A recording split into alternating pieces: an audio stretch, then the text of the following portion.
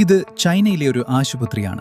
ഇവിടെ ഡോക്ടർമാരുടെയും നഴ്സുമാരുടെയും നേരിട്ടുള്ള ഇടപെടൽ ആവശ്യമില്ലാത്ത എല്ലാ ജോലികളും AI സിസ്റ്റങ്ങളും റോബോട്ടിക് സംവിധാനങ്ങളും കൈകാര്യം ചെയ്യുന്നു.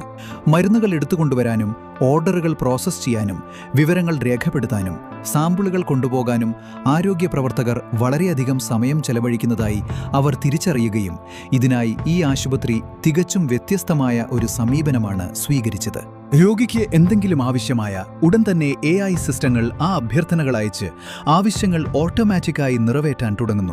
ഓപ്പറേഷൻ തിയേറ്ററുകൾ തയ്യാറാക്കൽ, ബ്ലഡ് ടെസ്റ്റുകളും സാമ്പിളുകളും അയക്കൽ, ടെസ്റ്റുകൾ നടത്തൽ, ഫലങ്ങൾ വിലയിരുത്തൽ, ഡോക്ടർമാർക്ക് ഓട്ടോമാറ്റഡ് റിപ്പോർട്ടുകൾ അയച്ച് അവർക്ക് വിവരങ്ങൾ കാണാൻ സഹായിക്കൽ, ആവശ്യമുള്ളപ്പോൾ ഡോക്ടർമാർക്കും നേഴ്സുമാർക്കും കൂടുതൽ വിവരങ്ങൾ നൽകൽ എന്നിവയെല്ലാം ഇതിൽ ഉൾപ്പെടുന്നു.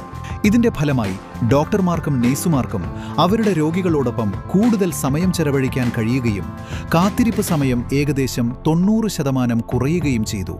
റോബോട്ടിക്സും AIയും പൂർണ്ണമായി സംയോജിപ്പിച്ചിട്ടുള്ള ഒരു ആശുപത്രി ആരോഗ്യ സംരക്ഷണത്തിന്റെ വേഗതയും കാര്യക്ഷമതയും ഗണ്യമായി വർദ്ധിപ്പിക്കുന്നു.